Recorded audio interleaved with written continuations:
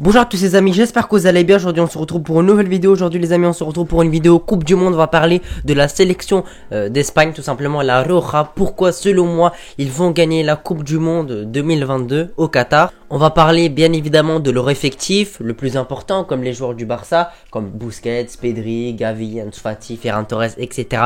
etc. Aussi on va parler de leur dernière compétition, l'Euro 2021, où ils vont en demi-finale et sont éliminés à peine au penalty. Bref les amis, je vais vous donner tous les arguments de pourquoi selon moi tout simplement la sélection d'Espagne va gagner la Coupe du Monde 2022. Restez bien jusqu'à la fin de la vidéo si vous voulez avoir toutes les informations. N'oubliez pas de vous abonner également, et si vous appréciez ce genre de vidéo Coupe du Monde, n'hésitez pas à me le faire savoir en commentaire.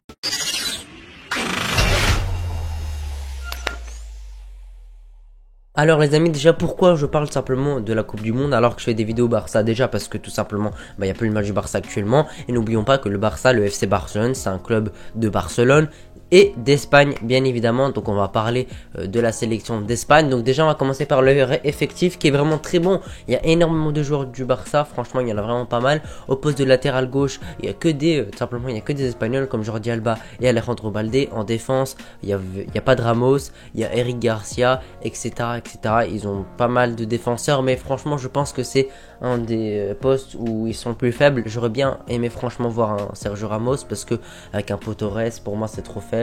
Et franchement la défense j'aime pas trop. À droite également t'as un Carvajal, franchement il peut faire l'affaire, c'est un madrilène.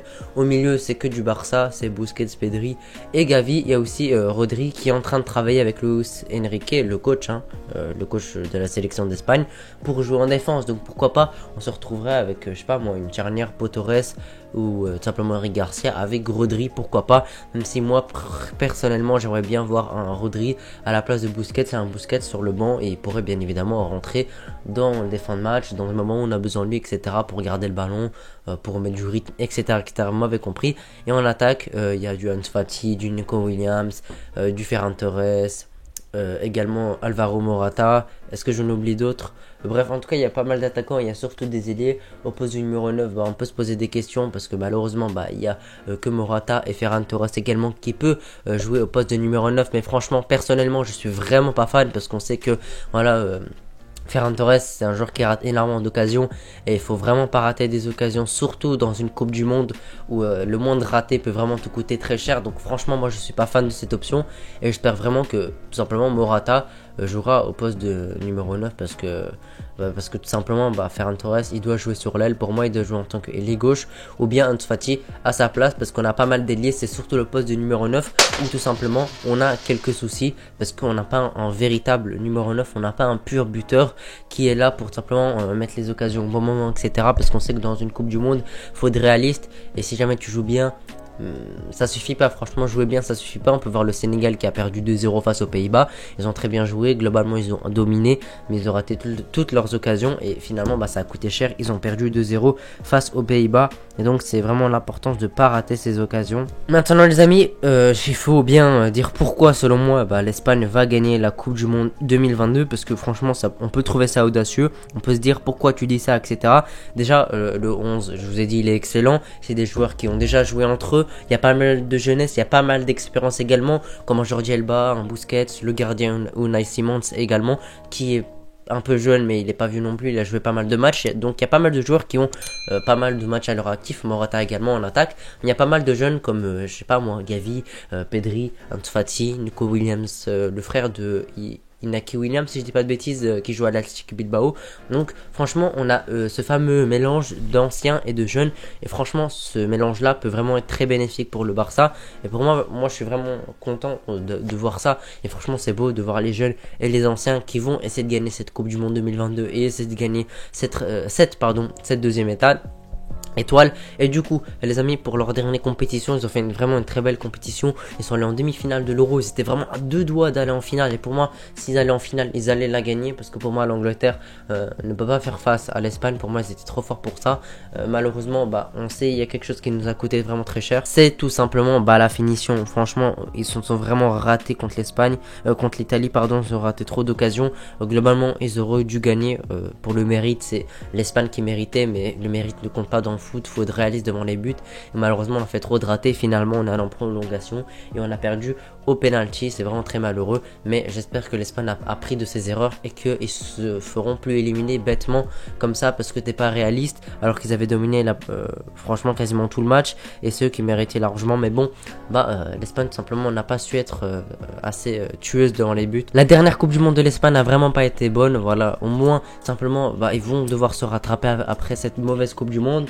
Dans les poules, je sais pas s'ils terminent premier ou deuxième avec le Portugal, et puis en huitième ils affrontent la Russie, le pays organisateur, et ils perdent tout simplement. Franchement c'est dur, hein. Ils ont perdu au penalty, je pense qu'ils ont fait 1-1 si j'ai des bons souvenirs, et puis ils ont perdu au penalty 3-4. Donc franchement c'est malheureux de perdre sur des penalties au Coupe du Monde, c'est vraiment dur mentalement. En plus c'est contre la Russie, c'est pas le meilleur pays du monde, hein. C'est pas la meilleure sélection, mais bon ils ont su être meilleurs et surtout meilleurs au penalty. Et bon, en tout cas ils se sont fait éliminer en huitième de Coupe du Monde, mais ils se sont rattrapés à l'Euro en faisant des demi-finales, et on espère que cette montée en puissance va continuer. On espère que l'Espagne déjà, les poules, faut parler des poules, ils sont tout simplement avec l'Allemagne, le Costa Rica et le Japon. Ils vont jouer tout simplement le Costa Rica, si je dis pas de bêtises, demain, c'est-à-dire mercredi.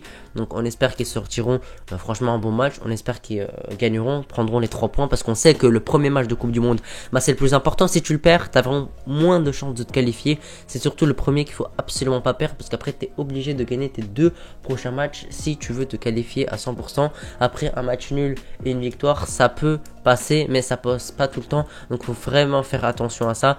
Donc la victoire en premier va vraiment être très importante, et surtout c'est pour être premier de son groupe. L'objectif pour moi de l'Espagne, ce n'est pas d'être qualifié, pour moi ça c'est une formalité et c'est obligatoire d'être qualifié. C'est surtout de prendre cette première place pour affronter une équipe entre guillemets moins forte, parce que tu affrontes le deuxième d'un autre groupe. À ce moment là ça sera plus simple. Je pense ils affronteront soit ils affronteront tout simplement le groupe de la Belgique, du Canada, du Maroc et de la Croatie. Donc ils affronteront pour moi peut-être, pourquoi pas, le Maroc ou la Croatie. Je pense que la Belgique sera quand même première, donc ils auront quand même une nation un peu moins forte, et ça facilitera les choses. Simplement ça va devenir plus facile pour passer en quart, et à ce moment là tout peut se passer.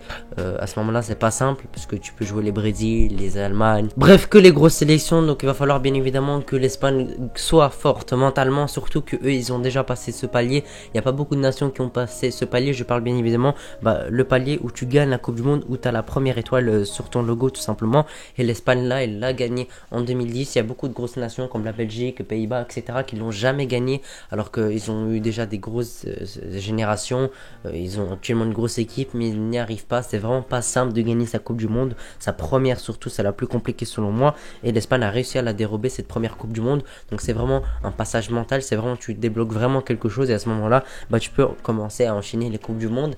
Et la deuxième, ça t'ajoutera parmi les plus grandes sélections de l'histoire, parce que quand tu gagnes 2 fois la Coupe du Monde, il n'y a vraiment pas beaucoup de sélections qui l'ont faite. Surtout il y en a quelques-unes qui ont gagné une. Là la France en avait gagné une, et ils ont gagné une autre en 2018, donc ils sont passés devant. Donc bien évidemment je pense que l'Espagne va falloir aussi rattraper la France, l'équipe de France, en ayant elle aussi une deuxième étoile. Ça va pas être simple, parce que tu as l'Argentine de Messi, tu as le Brésil de Neymar, tu as également d'autres grosses sélections comme par exemple le Portugal, comme les Pays-Bas, etc., etc.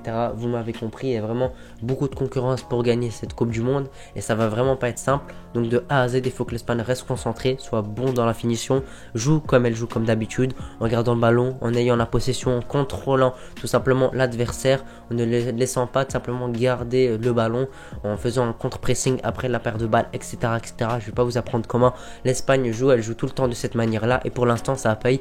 Demi-finale de l'Euro, franchement, actuellement ils sont sur vraiment une très belle forme. Ils ont des jeunes émergents, ils ont des anciens qui sont encore là, qui sont encore au niveau. Donc franchement, j'ai vraiment beaucoup confiance en cette équipe. Faut aussi pas oublier que simplement José Gaya est forfait pour la Coupe du Monde 2022. Donc Baldé simplement remplace Gaya. Pour moi c'est une très belle nouvelle. J'ai pas envie de dire que c'est une très belle nouvelle sa blessure, mais franchement moi je voulais voir un Baldé qui est très jeune, qui performe avec le Barça. Donc selon moi il mérite totalement sa convocation, et je suis très content pour lui qu'il soit convoqué, même si je pense qu'il sera sur le banc. Plutôt Jordi Alba qui sera le titulaire pour cette Coupe du Monde. Mais au moins on aura de la rotation, parce qu'en Coupe du Monde la rotation est très importante au cas où s'il y a une blessure en plein match, etc.